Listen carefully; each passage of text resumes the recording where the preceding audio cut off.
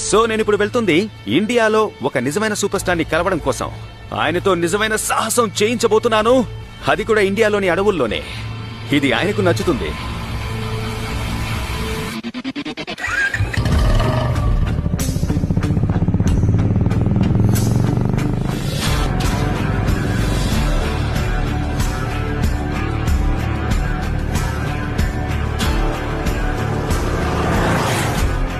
Style కి care of address అయిన ఆయన ఇంతవరకు ఇండియాలో ఎంతో సక్సెస్ఫుల్ హీరోగా గొప్ప పేరు తెచ్చుకున్నాడు.